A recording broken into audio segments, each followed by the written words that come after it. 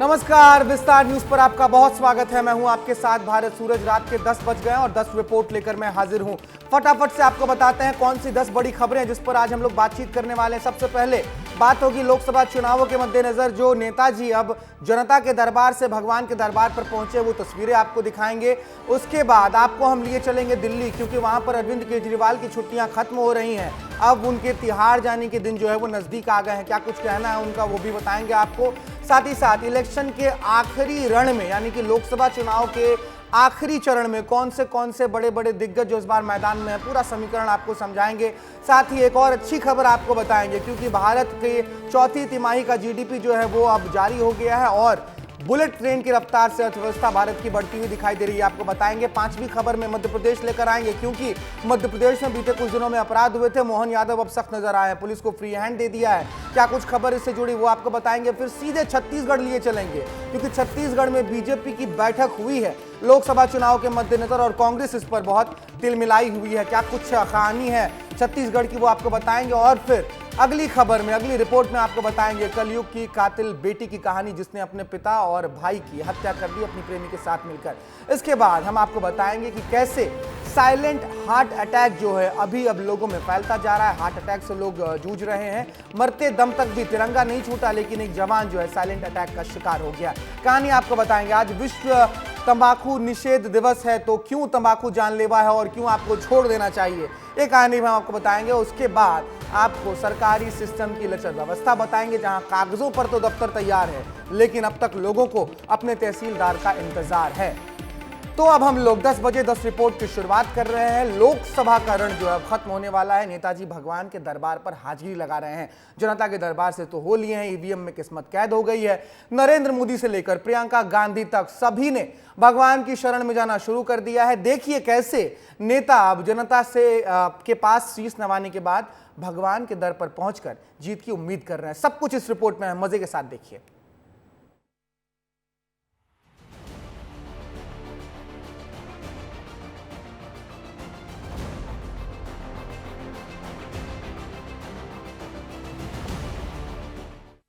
जनता के दरवाजे के बाद अब भगवान के दर पर नेताजी। लोकसभा के दंगल में बस अब एक आखिरी लड़ाई बाकी है और सभी को बेसब्री से 4 जून के नतीजों का इंतजार है। लेकिन आखिरी चरण के मतदान से पहले देश के जाने माने नेता भगवान के दरबार में अपनी हाजिरी लगा रहे हैं। जहां पीएम नरेंद्र मोदी कन्याकुमारी में ध्यान कर रहे हैं, तो वहीं अमित शाह तिरुपति मंदिर में पहुंचकर भगवान का आशीर्वाद ले रहे हैं। बीजेपी के राष्ट्रीय अध्यक्ष जेपी नड्डा ने भी नैना देवी के दर पर अपने परिवार के साथ मत्था टेका। बीजेपी की इस तिकड़ी के साथ साथ केंद्रीय मंत्री ज्योतिरादित्य सिंधिया ने आखिरी चरण के चुनाव से पहले बाबा महाकाल के दर्शन किए। राजमाता के निधन के बाद से ही सिंधिया ने प्रचार से दूरी बनाई हुई थी और आखिरी चरण के रण से पहले सिंधिया ने बाबा महाकाल की नगरी उज्जैन में जाकर आशीर्वाद लिया।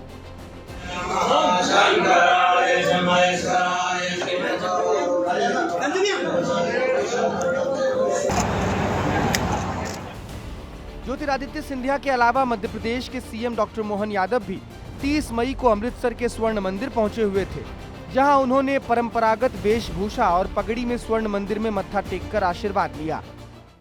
वहीं कांग्रेस की महासचिव प्रियंका गांधी वाड्रा ने भी बीते 30 मई को शिमला के हनुमान मंदिर में पूजा अर्चना की और लोकसभा चुनाव के प्रचार पर ब्रेक लगा दिया। नेता नगरी से निकलकर ये सभी नेता भगवान के दर पर पहुंच रहे हैं। अब देखना ये होगा कि भगवान जीत का आशीर्वाद कौन सी पार्टी को देते हैं। ब्यूरो रिपोर्ट, विस्तार न्यूज। तो एक तरफ बड़े बड़े दिग्गज जो है भगवान की शरण में जा रहे हैं इस उम्मीद में कि जीत का सहरा उनके सर सजेगा, तो वहीं छत्तीसगढ़ में बीजेपी ने एक बैठक बुलाई है। तमाम क्लस्टर प्रभारियों की यह बैठक थी, समीक्षा की गई चुनावों के ऊपर। बीजेपी का कहना है कि 11 की 11 सीटें हम जीतने वाले हैं, लेकिन कांग्रेस जो है इस पर तंज कस रही है। कांग्रेस कह रही है अगर बीजेपी जीत रही होती भैया तो बहुत पहले ही बैठक हो गई होती, ये तो हार की समीक्षा है। तो ये बीजेपी और कांग्रेस के बीच बैठकों के दौर के इर्द गिर्द जो सियासत घूम रही है उसको इस रिपोर्ट से समझ लीजिए। नेता से लेकर जनता तक हर कोई बस 4 जून का इंतजार कर रहा है। देश में लोकसभा चुनाव में परिणाम आने वाले हैं, पूरा देश परिणाम का इंतजार कर रहा है। तो वहीं राजनीतिक दल मतगणना की तैयारियों में भी जुट गए हैं। छत्तीसगढ़ भाजपा ने चुनाव के बाद पहली बार बड़ी बैठक बुलाई। इस बैठक में प्रदेश की 11 लोकसभा सीट पर चुनाव की समीक्षा की गई। चुनाव को लेकर क्लस्टर प्रभारियों से रिपोर्ट भी तलब की गई। इसके साथ साथ इंटरनल रिपोर्ट पर भी चर्चा की गई। तमाम चर्चाओं और कयासों के बाद अब पार्टी मतगणना की तैयारी में लग गई है। मतलब साफ है कि भाजपा ने तमाम तैयारियों को मुकम्मल करके आगे का रोड मैप तैयार कर लिया है। मुझ सहित सभी वरिष्ठ नेता, जो हमारे मुख्यमंत्री जी सहित सभी, और लगातार विभिन्न प्रदेशों में और चरणबद्ध तरीके से जो चुनाव संपन्न होने वाले थे उसमें सब व्यस्त थे। और उसके बाद हम अपने संगठन की बैठक बैठाकर अगर हम किसी विषय को ला रहे हैं तो मुझे नहीं लगता है कि किसी को भी कुछ बैठक के विषय में या संगठन के विषय में कुछ कहना है। उनको अपने संगठन की चिंता करनी चाहिए। भाजपा की मुकम्मल तैयारियों पर कांग्रेस भी तंज कस रही है। भाजपा तमाम 11 लोकसभा सीटें जीतने का दावा कर रही है तो कांग्रेस इसे इत्तेफाक नहीं रख रही है। भाजपा की इस बैठक पर कांग्रेस कह रही है कि भाजपा अपनी हार की समीक्षा कर रही होगी, क्योंकि जीत की समीक्षा करनी होती तो वो पहले ही बैठकें कर चुकी होती। मैं कहना चाह रहा हूं कि पूरे प्रदेश में हाहाकार मचा हुआ है और कानून व्यवस्था की स्थिति बद से बदतर हो गई। उसको सुधारने का ट्रेनिंग इन लोगों को लेना चाहिए।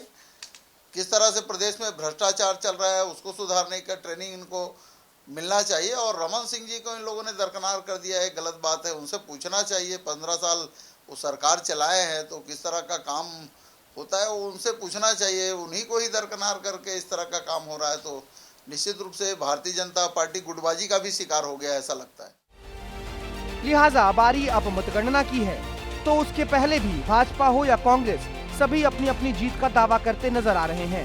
सबके अपने अपने दावे हैं, लेकिन 4 जून को यह साफ हो जाएगा कि जनता ने जीत का ताज किसके माथे पर रखा है। ब्यूरो रिपोर्ट, विस्तार न्यूज। छत्तीसगढ़ में बीजेपी अगर अपने क्लस्टर प्रभारियों के साथ बैठक कर रही है, दावा कर रही है कि हम 11 की 11 लोकसभा जीत जाएंगे, तो कांग्रेस कह रही है नहीं ये तो हार की समीक्षा है। तो वहीं दूसरी तरफ कहानी देखिए, कांग्रेस ने मध्य प्रदेश में, यानी कि मध्य प्रदेश कांग्रेस ने 1 क्विंटल लड्डू का ऑर्डर दे रखा है अभी से ही। पूरे आश्वस्त हैं कि 29 की 29 लोकसभा सीट मध्य प्रदेश की जीत जाएंगे। तो वहीं एआईसीसी के तरफ से एक फरमान आ गया, क्या कोई भी प्रवक्ता किसी भी मीडिया हाउस में नहीं जाएंगे, एग्जिट पोल पर जो डिबेट होगी उसमें नहीं बैठेंगे।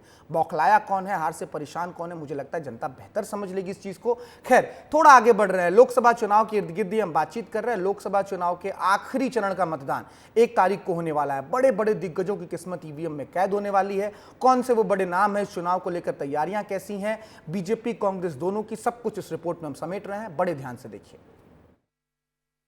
18वें लोकसभा चुनाव का आखिरी बैटल 1 जून को होने वाला है और 4 जून को नतीजे आते ही ये साफ हो जाएगा कि राजनीति के तमाम रंगों के बीच जनता को सियासत का कौन सा रंग पसंद आया है। लोकसभा चुनाव के 7वें और आखिरी चरण में 7 राज्य और 1 केंद्र शासित प्रदेश की 57 सीटों पर मतदान होना है। लेकिन इस आखिरी चरण की लड़ाई में बहुत बड़े बड़े किरदारों की किस्मत ईवीएम में कैद होने वाली है। चलिए एक नजर इस आखिरी युद्ध के महायोद्धाओं पर भी डाल लेते हैं। बिहार के पाटलिपुत्र में लड़ाई एनडीए उम्मीदवार रामकृपाल यादव और लालू यादव की बेटी मीसा भारती के बीच में है। तो वहीं काराकाट में लड़ाई पवन सिंह, जो कि निर्दलीय उम्मीदवार हैं, एनडीए उम्मीदवार उपेंद्र कुशवाहा और सीपीआईएमएल के राजा राम सिंह के बीच में है और कम्युनिस्ट पार्टी के उम्मीदवार राजा राम सिंह के बीच में है। हिमाचल प्रदेश की मंडी में जहां कंगना रनौत बीजेपी के टिकट पर दम भर रही हैं, तो वहीं कांग्रेस से विक्रमादित्य सिंह चुनावी मैदान में हैं। चंडीगढ़ की सीट से कांग्रेस ने मनीष तिवारी को उतारा है, तो वहीं बीजेपी की तरफ से संजय टंडन वहां मैदान में हैं। लोकसभा चुनाव के सबसे हॉट सीट वाराणसी में एक तरफ प्रधानमंत्री नरेंद्र मोदी हैं, तो दूसरी तरफ कांग्रेस के उत्तर प्रदेश के अध्यक्ष अजय राय चुनावी मैदान में हैं। गोरखपुर में मुकाबला 2 फिल्मी सितारों के बीच में है। एक तरफ बीजेपी की तरफ से उम्मीदवार रवि किशन है, तो दूसरी तरफ अभिनेत्री काजल निषाद समाजवादी पार्टी के टिकट पर हैं। बलिया में भी राजनीतिक बोल गजब ही सुनाई दे रहे हैं, क्योंकि जहां बीजेपी की तरफ से नीरज शेखर मैदान में है, तो वहीं दूसरी तरफ सनातन पांडे समाजवादी पार्टी के टिकट पर दम भर रहे हैं। जालंधर की सीट पर भी मुकाबला त्रिकोणीय है। सुशील कुमार रिंकू बीजेपी की तरफ से मैदान में है, तो वहीं चरणजीत सिंह चन्नी, जो कि पूर्व मुख्यमंत्री हैं, वो कांग्रेस की तरफ से मैदान में हैं। चंडीगढ़ की सीट पर पवन टीनू भी आम आदमी पार्टी की तरफ से मैदान में हैं। तो वहीं पश्चिम बंगाल की डायमंड हार्बर सीट पर ममता बनर्जी के भतीजे अभिषेक बनर्जी हैं, तो वहीं बीजेपी की तरफ से अभिजीत दास चुनावी मैदान में हैं। हालांकि लोकसभा चुनाव के परिणाम से पहले ही विपक्ष के खेमे ने मतगणना पर सवाल उठाने शुरू कर दिए हैं। समाजवादी पार्टी प्रमुख अखिलेश यादव ट्वीट करते हुए अपने कार्यकर्ताओं को मतगणना समाप्त होने और जीत का सर्टिफिकेट मिलने तक सजग और सचेत रहने के निर्देश दे रहे हैं। अखिलेश यादव ने लिखा कि बीजेपी चुनाव जीतने के लिए कुछ भी धांधली कर सकती है, कुछ भी घपला घोटाला कर सकती है, इसलिए जरूरी है कि कार्यकर्ता चौकन्ने रहें। तो वहीं कांग्रेस अब जीत के दावों के बीच अपने प्रवक्ताओं को एग्जिट पोल के टीवी डिबेट में नहीं भेजने पर विचार कर रही है। कांग्रेस का कहना है कि एग्जिट पोल के डिबेट से कार्यकर्ताओं का मनोबल कमजोर होता है। हालांकि वो अलग बात है कि नतीजों से पहले ही कांग्रेस ने जीत की लड्डू का ऑर्डर दे रखा है। अब ऐसे में देखना होगा कि 4 जून किनके दावों पर मुहर लगाती है और किनके दावे एग्जिट के दरवाजे पर दिखाई देते हैं। ब्यूरो रिपोर्ट, विस्तार न्यूज।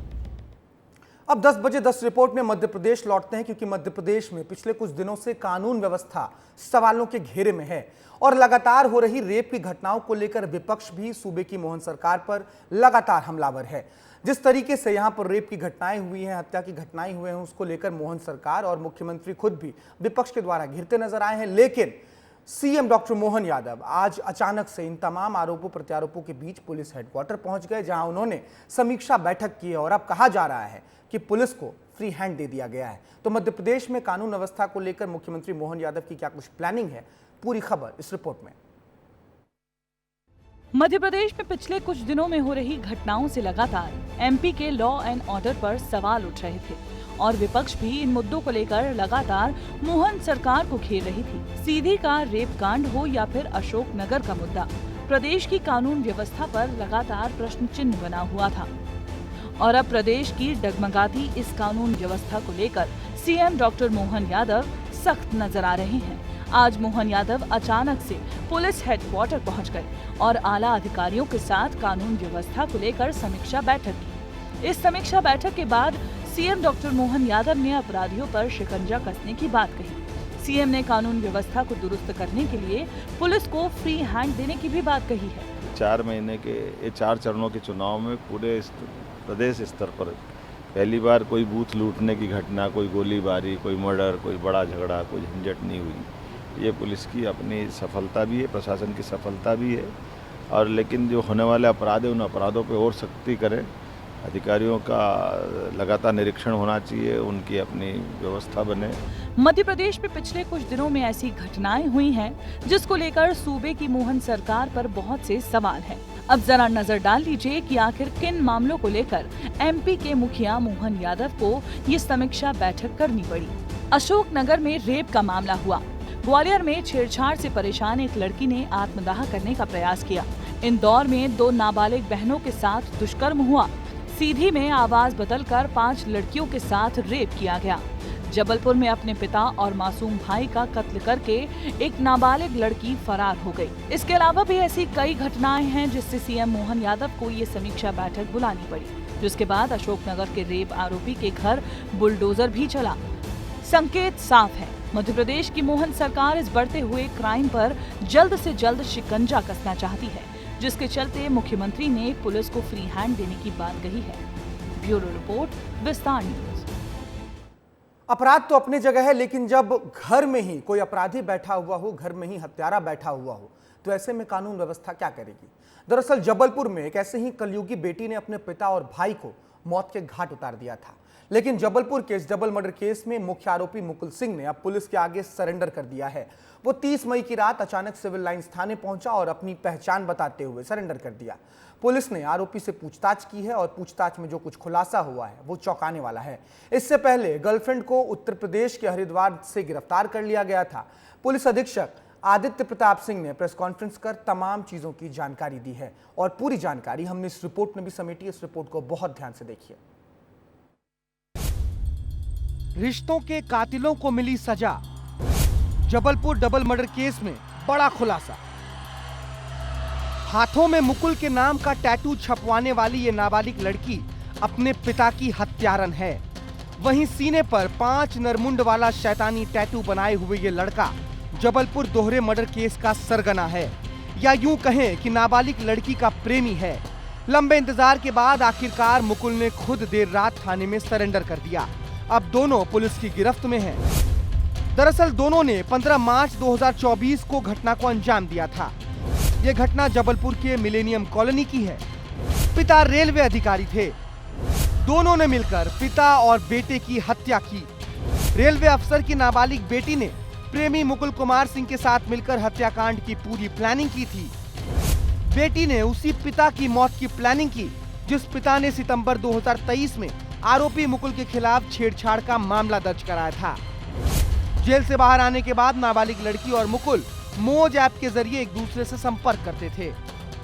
मुकुल को डर था कि अगर लड़की के पिता जिंदा रहते हैं तो वो उसके खिलाफ पॉक्सो एक्ट के तहत केस दर्ज करवा सकते हैं। लिहाजा दो प्रेमियों ने मिलकर दोहरे हत्याकांड की साजिश रच डाली। हरदार पुलिस की मदद से हम लोगों ने पहले तो नाबालिग बच्ची को प्राप्त किया था। फिर पूछताछ में अभी वैसे पूछताछ जारी है, बाकी पूछताछ में यही हमने पाया है फिलहाल कि दोनों की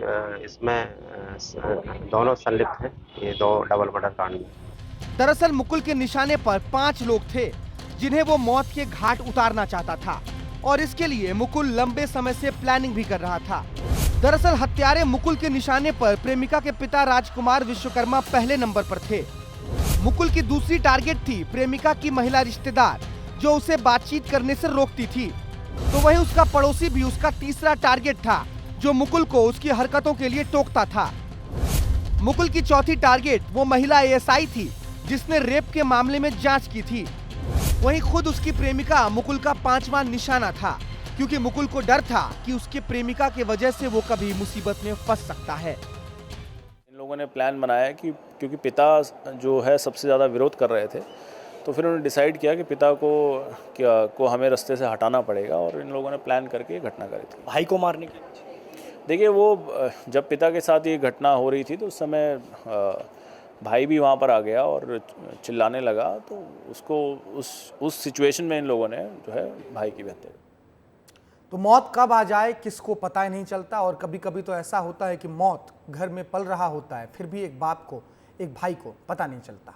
इंदौर चल रहे हैं, अगली कहानी इंदौर से है जहां एक फौजी हाथ में तिरंगा थामे परफॉर्म कर रहा था, लेकिन तभी अचानक से वो फौजी जमीन पर गिर गया।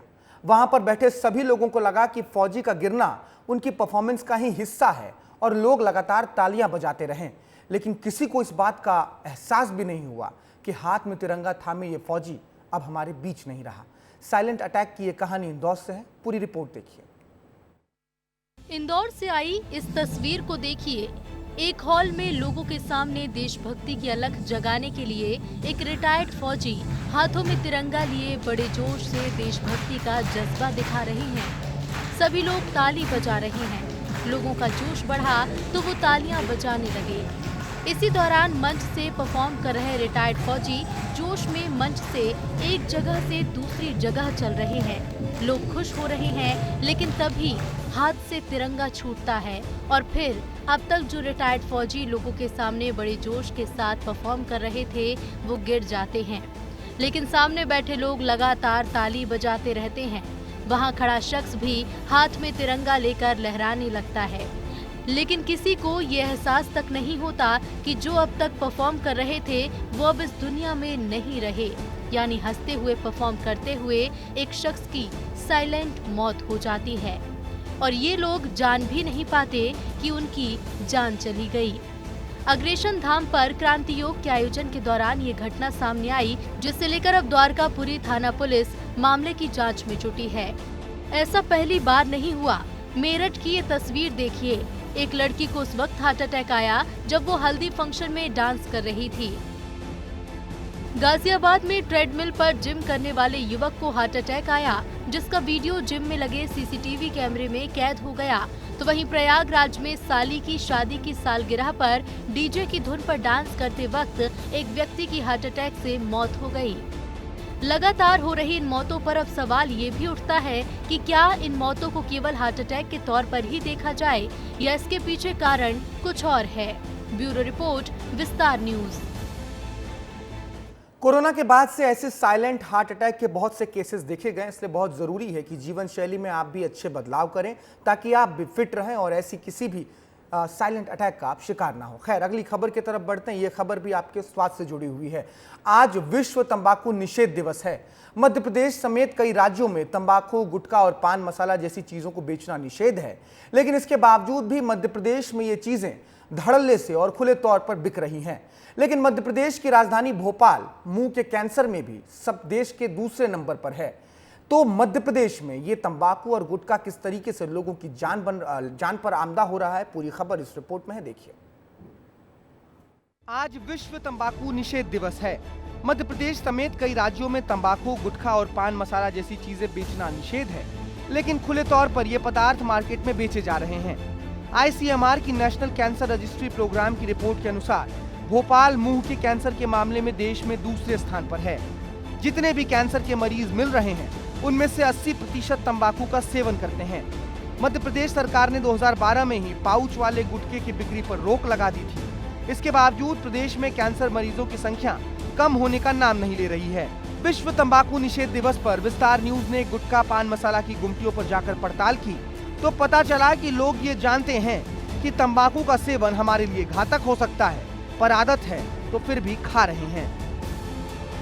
नहीं देखो, मैं तो बताता भी, मैं तो खाता ही नहीं है। लोगों सबसे कहता हूँ भाई मत खाओ, पर खाते हैं। अब क्या कर सकते हैं? या तो ये तो बंद जब ही हो सकते हैं कि कोई कंपनी बंद करे इनको। भाई आप कंपनी सही बंद कराओ ये चीज़ है। लोग इसलिए खाते हैं, लोगों के कुछ लोगों के शौक होते हैं, खाते खाते लोगों को आदत हो जाती है। वो लोग कुछ लोग छोड़ना भी चाहते हैं पर छोड़ नहीं पाते।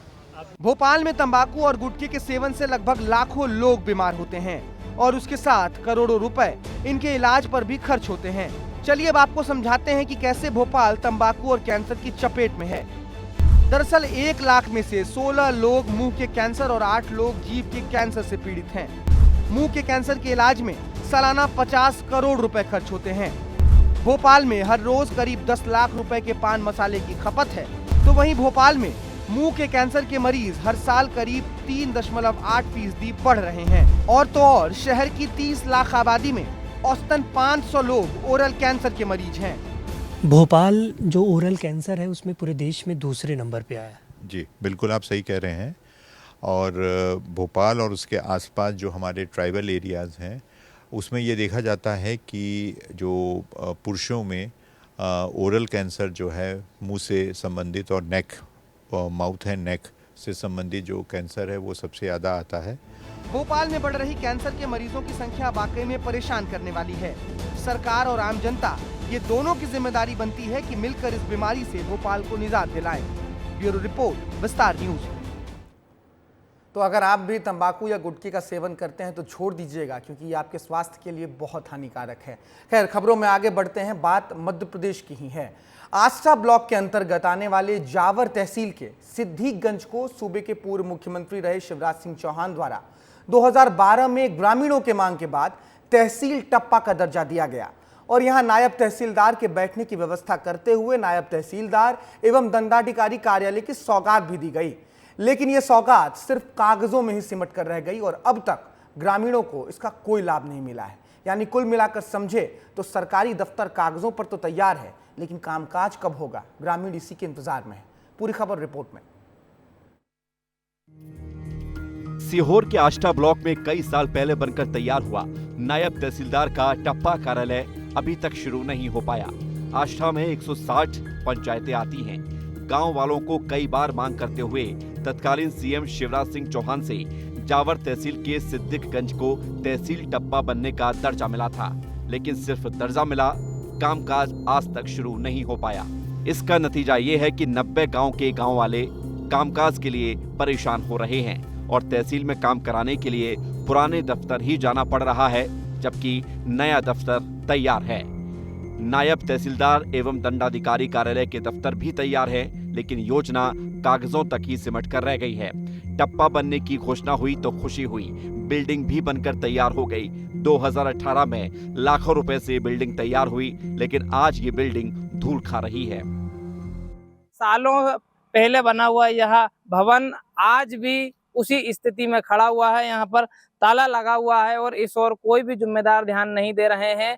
लगातार ग्रामीणों को समस्याओं का सामना करना पड़ रहा है। राजस्व संबंधी कार्य के लिए उन्हें यहाँ से 20 किलोमीटर दूर जावर और आष्टा जाना पड़ता है, जिससे लगातार ग्रामीणों को परेशानी हो रही है, लेकिन जिम्मेदार इस ओर ध्यान नहीं दे रहे हैं। लाखों करोड़ों रुपए की लागत से बनकर यह बिल्डिंग पूरी हो चुकी है और आज भी इसमें ताला लगा हुआ है और इसका शुभारंभ नहीं हुआ है। उधर राजस्व का काम कराने के लिए लोग परेशान हो रहे हैं। लोग कह रहे हैं कि दफ्तर शुरू हो जाता तो सहूलियत हो जाती। मांग के बावजूद भी अभी तक यहाँ पे नायब तहसीलदार नहीं बैठ रहा है। ये सबसे हमारी मेजर समस्या है। तो ये घोषणाएं हो चुकी हैं कि ये जल्द से जल्द चालू होगा, लेकिन आज तक कार्यालय चालू नहीं हुआ है। ना तो उसका उद्घाटन हुआ और ऑफिस भी नहीं चल रहा उसमें। सब लोगों को यहाँ से जावर जाना पड़ता है और जो भवन बनाया उसका उपयोग होना चाहिए, सरकारी भवन बनाया तो। तहसीलदार साहब आते हैं तो मालूम नहीं पड़ पाती है कि कहाँ सचिवालय में बैठते हैं कि राम सिद्धिगंज पंचायत में बैठते हैं। अब वो यहाँ आते रहे तो लोगों की समस्या सबकी, हमारी तुम्हारी सबकी हल होती रहे। वहीं अधिकारी कह रहे हैं कि जल्द ही चुनाव के बाद इस कार्यालय को लेकर फैसला ले लिया जाएगा। वो मेरे संज्ञान में है और उसको हम शीघ्र ही तैयार करवा के और पूर्णता उपरांत प्रारंभ कराएंगे। कई बार एक फैसले से काम बन भी जाते हैं और एक फैसले को ना ले पाने के चलते अटक भी जाते हैं। एक फैसला हुआ था टप्पा बनाने का तो दफ्तर तैयार हो गया, लेकिन अब दफ्तर को लेकर फैसला हो जाए तो गांव वालों की परेशानी कम हो जाएगी और लोगों की मेहनत की कमाई से बना ये सरकारी दफ्तर में लगा हुआ ताला खुल भी जाएगा। ब्यूरो रिपोर्ट, विस्तार न्यूज।